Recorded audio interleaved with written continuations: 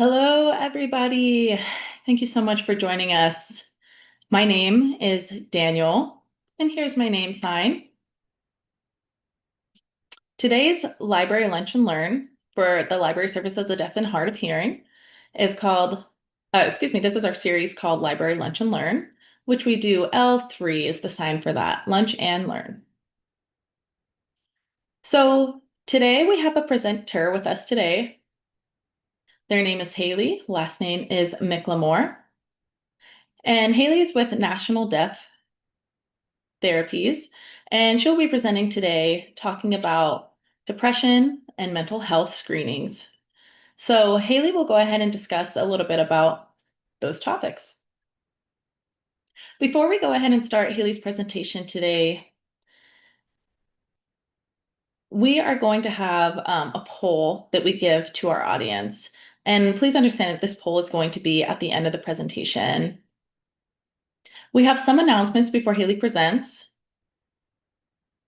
And then after the presentation, we will also have some announcements before ending. When Haley is done with her presentation,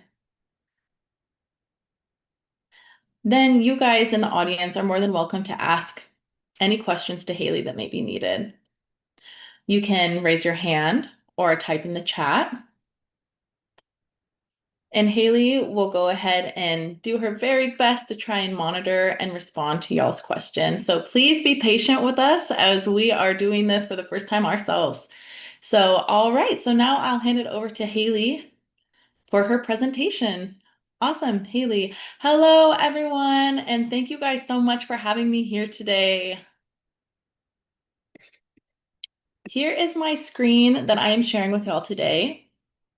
Thank you so much, Daniel, for introducing me. But today I'm going to be focusing on understanding what depression is, what depression looks like, and the importance of mental health screening, and what mental health screening looks like as well. So if anyone has any questions or comments, feel free to type them in the chat, or you're more than welcome to turn on your screen, and I'm happy to go ahead and answer your questions as much as I can.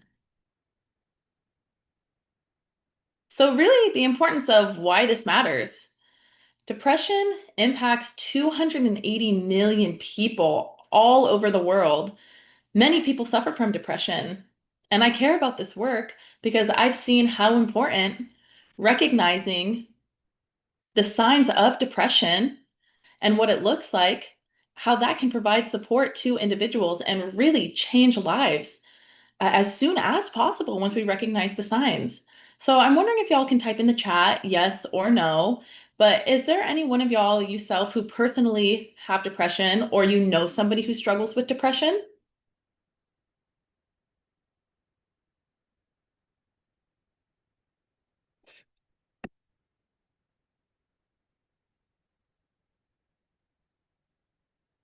Thank you, Shelby, for participating. Anyone else? All right, yeah.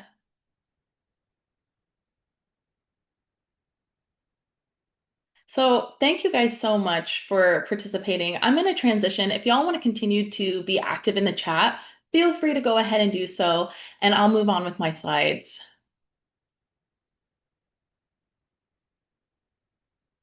So what is depression? What does depression look like? It's a medical condition. It's not just sadness. Sure, sadness is one symptom of depression, but there's also many other symptoms of depression. It affects your mind and your body both. The DSM, which is the diagnosis book that is used for mental health diagnoses, that says where a person is experiencing long-lasting mood, loss of interest, things that they used to enjoy, along with changes in their sleep. When depression hits, it's hard to get out of the house. It's hard to get out of the bed sometimes. People's interests go down. Sometimes it'll change a person's sleep patterns. They either sleep too much or they're not sleeping enough. Energy and appetite can change. Focus can diminish, meaning that person who's depressed might be easily distracted or has a hard time focusing, or they feel like they have limited self-worth as well. For example, if this happened for at least 2 weeks or more than 2 weeks, and it affects multiple areas of your life, work, relationships, families, friends, that can mean that you have depression. There's different symptoms of what depression looks like. And as I mentioned before, depression is not just sadness. There's many symptoms of what it looks like. There's physical symptoms such as affecting your sleep, impacting your appetite. Maybe a person who's depressed wouldn't eat enough or eats too much. Chronic fatigue. They could have gotten a well-rested night of sleep, but still feel tired throughout the day. Emotions could be sadness, guilt, or maybe just feel empty. They might feel that they have no purpose for their life. For cognitive side effects, it might look like it might be trouble, the person might have trouble focusing, or they feel overwhelmed, or they feel hopeless. And behavior might be impacted by withdrawing from activities, withdrawing from being around friends and community. There'll be friends that you could call and they don't answer, or someone might miss work and their work would call them and they wouldn't show up. They withdraw from activity, withdraw from exercise, or might stay in the bed and spend way too much time at home.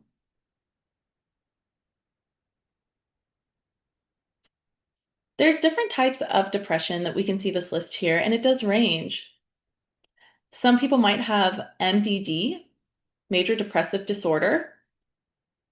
Some folks might have persistent depression disorder, which means that it lasts longer than 6 months at a time.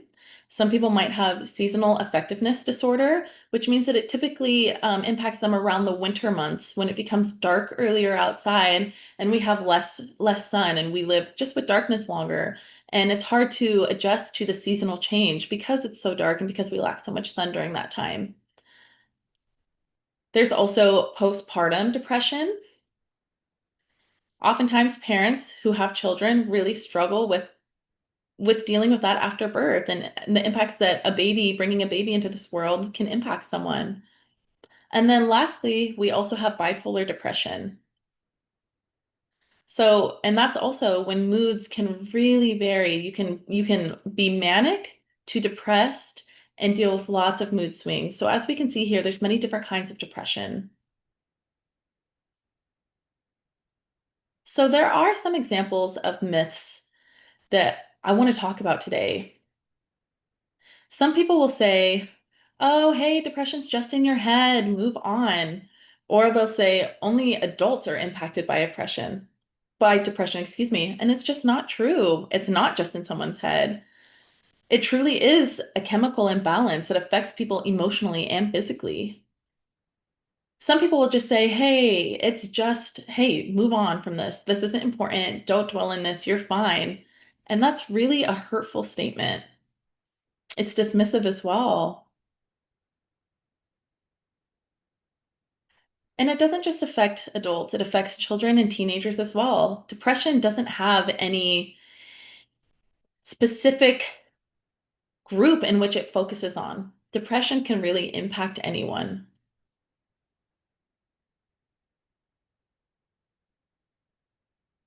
So here's some examples on if we don't screen for depression, if we don't treat depression, what could it look like? So if we don't screen or if we don't help or treat, suicide rates have the ability to increase. And in the workplace, it would impact drastically. If people are untreated and not depressed, they oftentimes won't show up to work, which can not only affect the business, but it affects somebody's personal financial life. So this really affects many people. It affects how we sleep. It affects if we don't eat enough. It affects our weight. It affects our activity levels. And depression can not only cause emotional issues, but physical health issues. So that is the cost of not treating depression.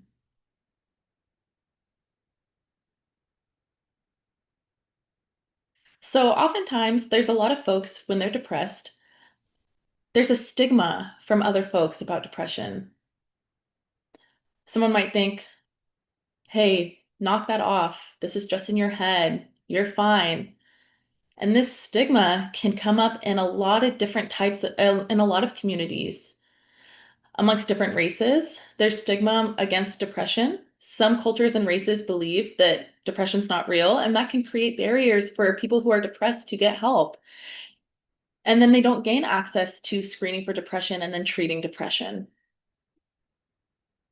So really, here's an important quote that I want to share with you. Untreated depression can be deadly, but it also is highly treatable. It is the key to early detection. Early intervention can truly save lives once depression is treated.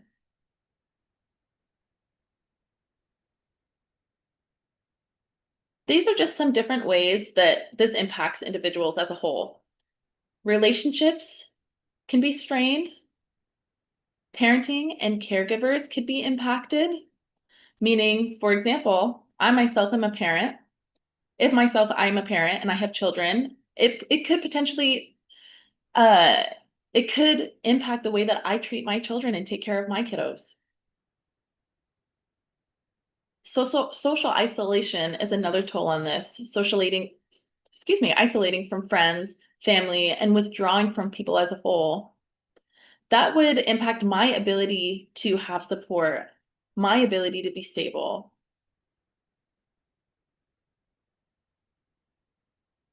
Obviously, we know that there are many different barriers to this. I see this in my work so much.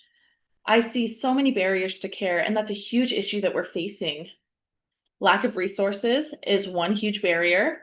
Misconceptions about mental health, racism, fear, stigma, and generalizations, people not feeling heard or seen or believed. In my work, I notice that oftentimes in rural areas, those folks are not gaining access. And there's some states who don't even have adequate insurances for people to get the care that they need. So we see a lot of barriers to provide the treatment and screening necessary for those who really need it. So why screening is important? There's really two screenings that are standardized and most often used.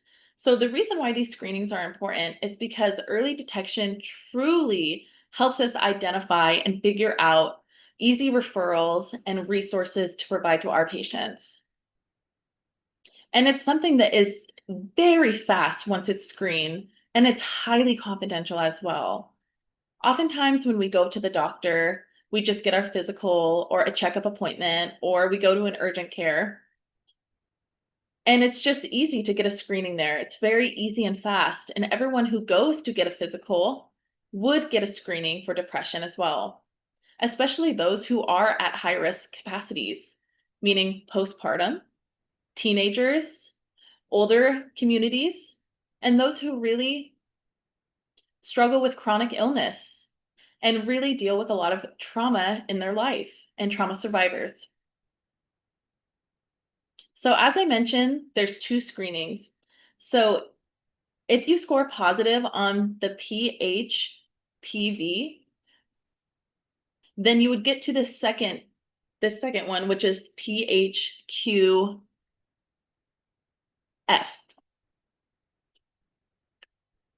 So those are more in-depth screenings that show what you would struggle with and the support that you need.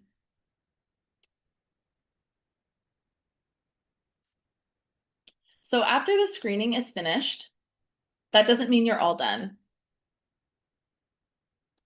If you score positive on the screening, then that's great. That means that we can start providing the resources needed, referrals to therapy, and to get the help that you need. Maybe that would be going to another doctor that you need more support for.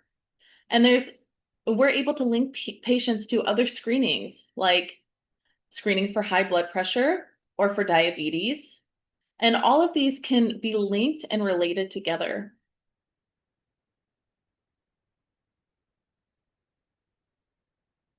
So I just want to spotlight high-risk groups. It's really important that we understand the groups that are most often impacted on this, and we don't miss out on providing the support that they need. Teens and young adults are at the highest risk.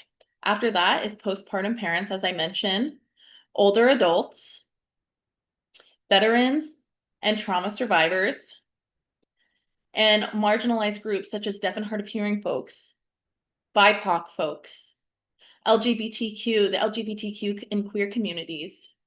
Those are marginalized groups that oftentimes get missed for screening, but may need more mental health support.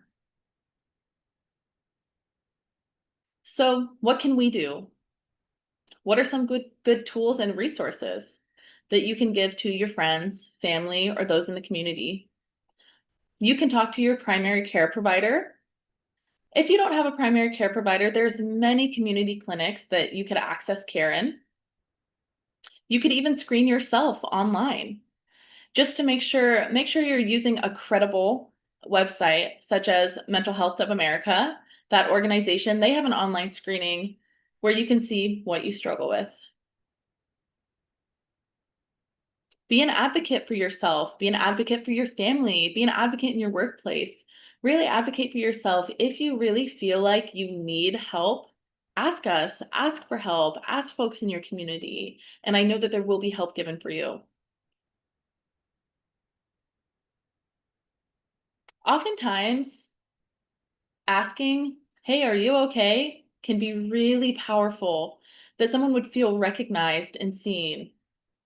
But not only is that impactful, it provides a chance for us to educate folks on screening and get the help that they need. It's a powerful tool to really help folks with what they need and get them referred to the care that they need to be supported.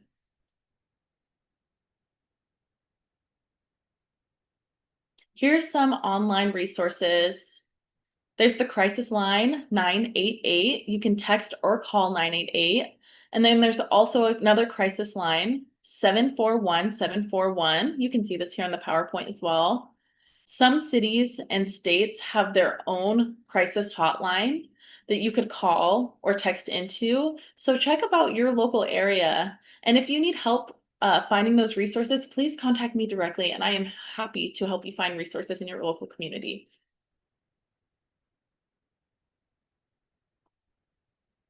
So how can you help others, or how can you help yourself? Ask someone, "Hey, are you okay? How can I help you?" Encourage folks to get screened for depression. Understand the importance and the first steps to getting help. And be open about your mental health. Talk about it. If we can remove the stigma about talking about mental health, more people will feel comfortable talking about how their mental health impacts their daily lives.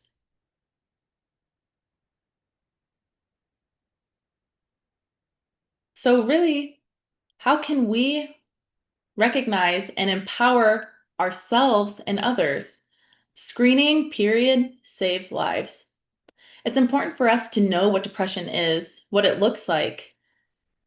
And really, us knowing can be the bridge to our friends, to our kids, to our parents, to our community. We can be that bridge by empowering ourselves with knowledge. As I mentioned, 280 million people have depression. This is a serious condition, but it is treatable. As we mentioned, screening or encouraging other folks to get screened, be involved in your local community events and advocacy. All right. So really, we're at the end. I can give you my email. Daniel, I sent him my email. And so Daniel is also able to send out my email and personal information to y'all. So I'm going to summarize my presentation really quick. But does anyone have any questions about depression, mental health, or the screening process in general? Let me stop sharing my screen so we can see the audience.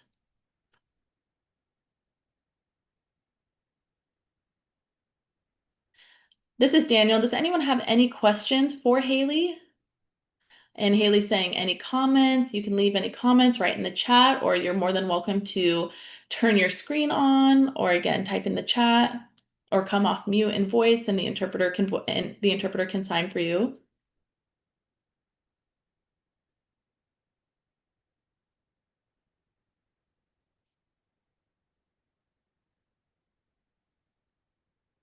So yeah, we're happy to have our interpreter voice for you, or excuse me, sign for you if you wanted to use your voice to ask a question.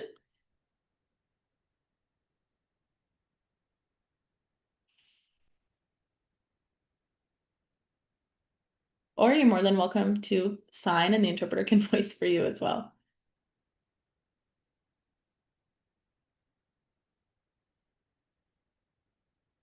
All right, well, I'll go ahead with a question that I have. So really, I was reading a book. It was a very wonderful book. It was called, let me find the name of it here. It's called Learning the Language of Depression. And that was by the Depression Project.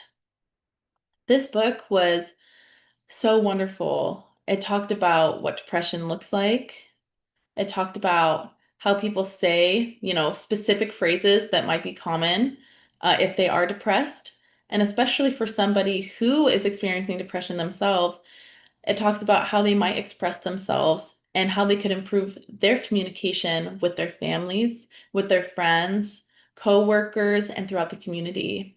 And not only that, it also gave other perspectives about how others can respond to a person who is experiencing depression and how they can support. So there's many phrases in that book that I thought was incredibly helpful for me. And I just thought it was a wonderful book. I wanted to mention that. And Haley's saying, I think that's great. Yeah, I think that that's an incredible book, not only for anyone to read, but also people's families as well to read.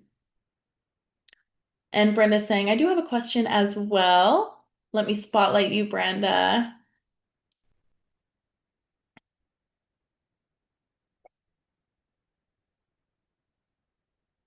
Yeah, I was just wondering if you had any sort of training on how to prevent depression or like what trainings have you had that have talked about that topic? And Haley's saying, yeah. So as far as trainings, let me back up a little bit. I should have mentioned earlier, I am a certified therapist myself for National Deaf Therapies. I'm a licensed clinical social worker and I've been licensed, I am licensed in the US nationwide. And so obviously I did get a degree in social work and I've had loads of training and have worked with many mental health providers and really have worked with many clients as well who have struggled with depression. So one thing I've learned is sometimes depression isn't always just, uh, you know, one symptom. Someone has a hard time getting out of bed or their mood is affected. Sometimes people will say or not say something uh, to identify that they have depression. Really, there's a lot of depression that goes unseen that could be told through body language or behavior. But a lot of depression goes unseen as well. And Brenda's saying, I do have another question for you. I am curious, if depression is higher for people who themselves have different hearing levels. Do you know anything about that amongst the deaf and hard of hearing communities? Yeah, yes and no. So really it does vary. There's many different reasons that someone would have depression, whether it be genetic, environmental, there's many different reasons.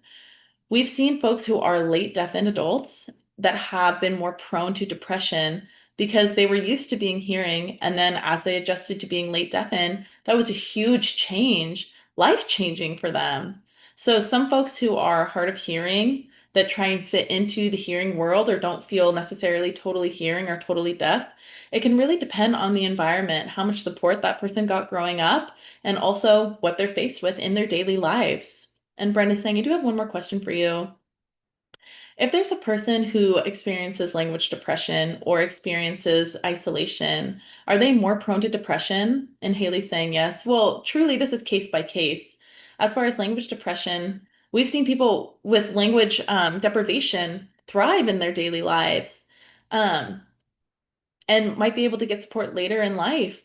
But really, this is case by case. What kind of exposure do people have to these resources? So really, it's just what kind of resources and what support someone has.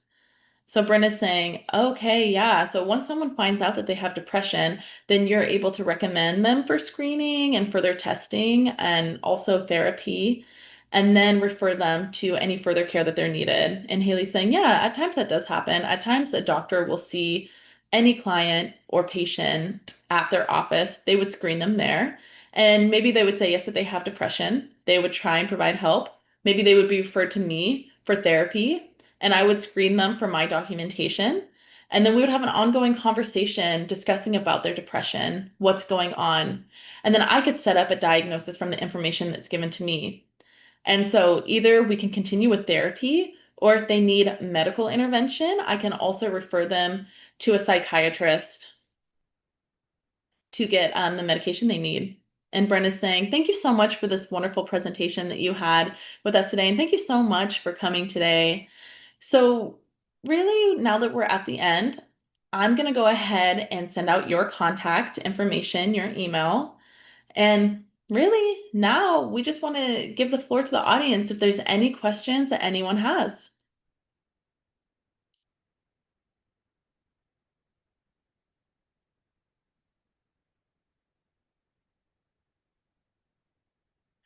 All right. All right. And so if there's nothing in the chat and no questions, I guess I guess this is the end of our conversation. You've done really good, Haley. So if anyone has questions, they're always welcome to email us and we can forward the email to Haley. So I do want to give some announcements before we end our presentation. We have a library lunch and learn. Every month we do this. It's the third Wednesday of the month. And so the start time is at noon and we go till around 12:45. Next month, I have our flyer that has, typically we post our flyer on Facebook, and it's for the Library Services for the Deaf and Hard of Hearing Facebook group, and that's where we post all of our announcements and flyers that you're able to click on the Zoom link and join automatically. And this is what our flyer looks like. Next month, let me show you this again. You can see our presenter. Next month, we will have Dr. Angela Scruggs with us. Angela Scruggs herself is a licensed therapist and counselor. And she also herself is a certified sign language interpreter here in Nashville. So really, her topic is to break barriers and build long-lasting connections in mental health for the deaf community. So I think that that's going to be a great topic for us to discuss as well. Everyone is welcome to join us next month for our next Lunch and Learn. And the second announcement that I have for y'all today is we have this event coming up. It's a family event. It's a silent family movie night that we will be hosting. And the movie that we're going to be watching is No Special Hero.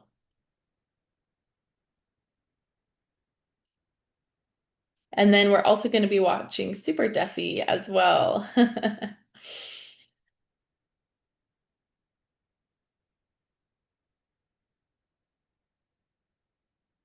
By June Macer. It's a popular actress, a deaf actress who is really good. This movie is great for all ages. There's going to be two different locations that we have this event. One location, or excuse me, one event is going to be November 1st, and that's going to be at 3 to 5 p.m. And that's going to be at the Pruitt branch. And we're going to post that on Facebook as well. And then the second one, the second location that we have is going to be on November 10th, and that's going to be at 4 to 6 p.m. And that's going to be at the Goodlettsville branch.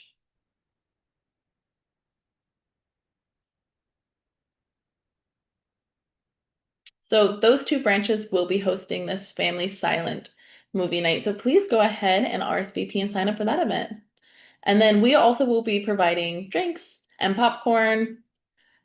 And then a third announcement that we have for y'all today is the Walk for Hearing 2025.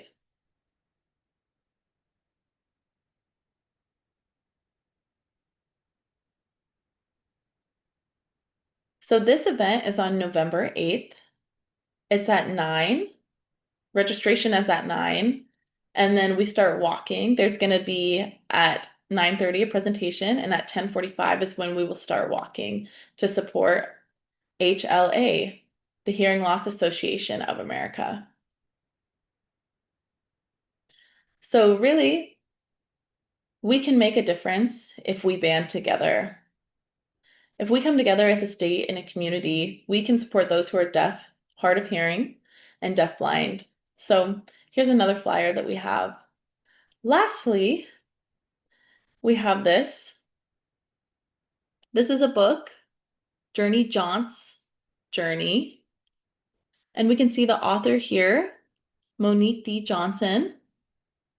She wrote this book, and it's a very cool book. She herself is a deaf educator, a professional that uses American Sign Language. And she's going to be coming to the Hermitage branch at the library on November 25th at 6 to 7:30 p.m. So y'all are more than welcome to sign up for that event as well. All right, well, I guess we are going to do our poll now. So we'll send our poll out to our audience. So we do have some poll questions for y'all.